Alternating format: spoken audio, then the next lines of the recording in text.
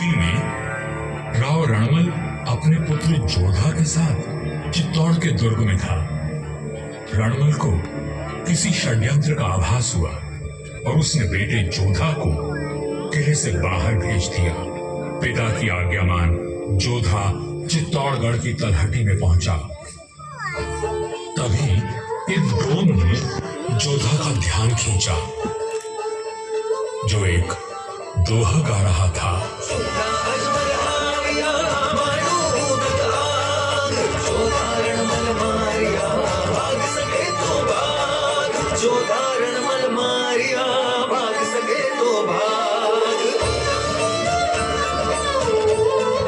राणा कुंभा के निर्देश पर चूंडा ने राव रणमल की हत्या कर दी थी। पिता की हत्या का प्रतिशोध लेने की प्रतिज्ञा लेकर युवा जोधा मारवाड़ की ओर बढ़ चला, परंतु चूंडा उसका पीछा करता रहा। वह राणा कुंभा का ताऊ था और मारवाड़ का पुराना बैरी। काल बनकर मेवाड़ की विशाल सेना जोधा के पीछे पड़ी थी और वीरों का वंशज अपने 700 स्वामी भक्त लड़ाकों के साथ उनसे जूझ रहा था। विपत्ति के हर बवंडों को साथ कर जब जोधा मंडोर पहुंचा तो उसके पास केवल 7 सैनिक बचे थे, पर चूंडा यहां भी आ पहुंचा।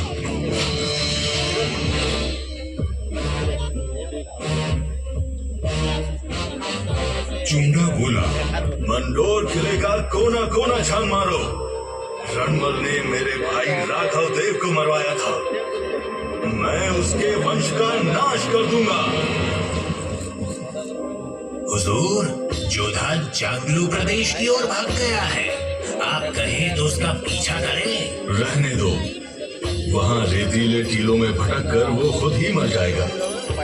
तुम राणा कुंभा के पास संदेश भिजवाओ, मंडोर पर अब हमारा राज है। पिता की निर्मम हत्या की पीड़ा और राज खो देने का अपमान लिए जोधा भटक रहा था। हर ओर शत्रु घात लगाए बैठे थे, पर जुझारू जोधा ने आस और विश्वास नहीं खोया। 15 वर्षों तक संघर्ष और अथक प्रयास करने के बाद जोधा ने दुर्भाग्य को जीत लिया। चूंडा की मृत्यु हो चुकी थी और मंडोर को राव जोधा ने फिर से जीत लिया था। समय बदल रहा था और देश पर विदेशी आक्रमणकारियों का संकट घेर आया था। ऐसे में एक दूसरे से लड़ने के बजाय मारवाड़ और मेवाड़ ने संधि कर ली।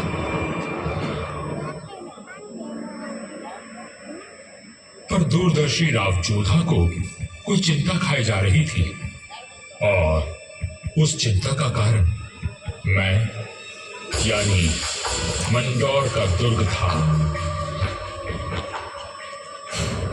किस सोच में डूबे हैं राव जी?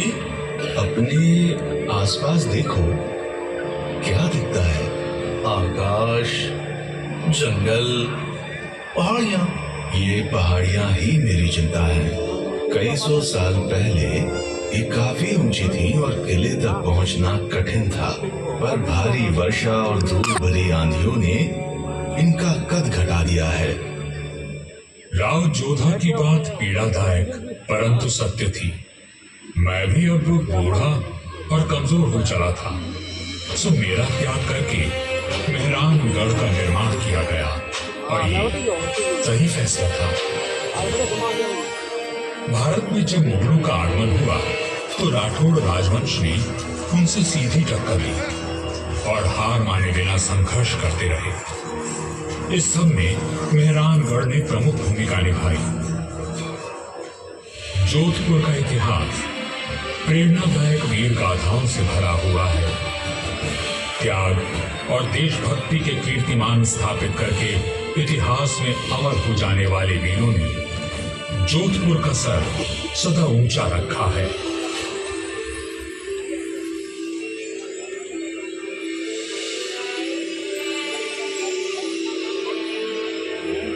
इस धरती पर जन्मे सपूत अपनी भुजाओं में इतना बल रखते थे कि मातृभूमि की रक्षा कर सके। तभी इनकी छत्र छाया में इनकी प्रजा सुखी और समृद्ध हुई।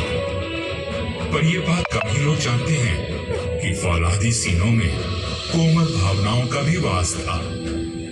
राजधर्म का पालन करने वाले तलवार के धनी इन रणधीरों के मन में नवसृजन और कला के प्रति प्रेम भी बसता था, जिसका प्रमाण आज भी उपस्थित है और इस धरती का सौंदर्य बढ़ाता है। महाराजा अजीत सिंह जी को उनकी सृजनात्मक ऊर्जा और निर्माणों के लिए याद किया जाता है। उन्होंने देवी देवताओं की साल, अजीत पोल, मय पोल और एक खंबा महल बनवाया एवं भेरू बावड़ी और भेरू मंदिर का जीर्णोद्धार करवाया। उन्होंने अपने पिता महाराजा जसवंत सिंह जी के भव्य देवल का निर्माण भी करवाया, जिसके विशाल स्तंभों एवं गर्भगृह का अलंकरण दर्शनीय है। सभा मंडल का दृश्य पौराणिक आख्यानों का स्पष्ट दर्शन देता है। प्रस्तरों पर उत्कीर्ण भाव भंगिमाएं शिल्प कला का श्रेष्ठ उदाहरण है। महाराजा जसवंत सिंह जी द्वितीय ने मंडौर को दर्शनीय बनाने पर विशेष ध्यान दिया। उन्होंने मंडौर बाग में 100 से अधिक प्रजाति के वृक्ष लगवाए, जो उद्यान की अहमियत को और अधिक सुंदरता प्रदान करते हैं।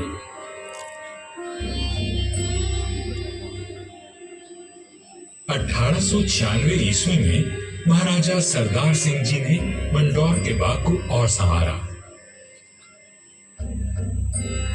महाराजा उम्मेद सिंह जी के समय 1923 और 1947 के बीच मंडौर उद्यान को आधुनिक रूप देने हेतु कई कार्य करवाए गए, जैसे नागादड़ी नहर का जीर्णोद्धार, देवलों व महलों के पास सुंदर बाग विकसित किए गए। इसके साथ ही 4 दीवारी व दोनों मुख्य द्वारों का निर्माण हुआ। मारवाड़ नरेश राव गांगा राठौर जी ने कहा था, नाम तो गीतड़ा या भीतड़ा सूर्य। युगों तक मनुष्य की ख्याति या तो साहित्य सृजन से अथवा बड़े बड़े निर्माण कार्यों से रहती है। राठौड़ राजवंश अपने पराक्रम और निर्माण के लिए अमर रहेगा। मंडौर में स्थित थड़ों एवं देवलों पर बनी अद्भुत मूर्तियां शिल्प कला की नायाब मिसाल हैं। मारवाड़ के सर्वाधिक शक्तिशाली नरेश राव मालदेव जी से लेकर महाराजा अजीत सिंह जी के देवल आज भी सुंदर नक्काशी एवं बेजोड़ वास्तुकला की छाप छोड़ते हैं।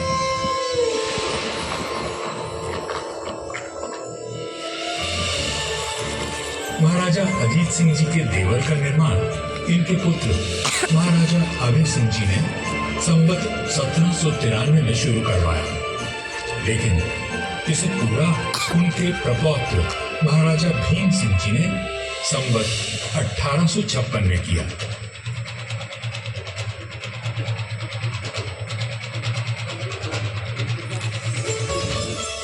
यह राजस्थान के समस्त देनों में न केवल भव्यतम है, बल्कि अपनी कलात्मकता को सहेजे तत्कालीन शिल्प कला का विलक्षण उदाहरण है। 4 भव्य द्वारों एवं 4 सभा मंडपों से सज्जित यह देवल शैव धर्म की महत्ता को दर्शाता है।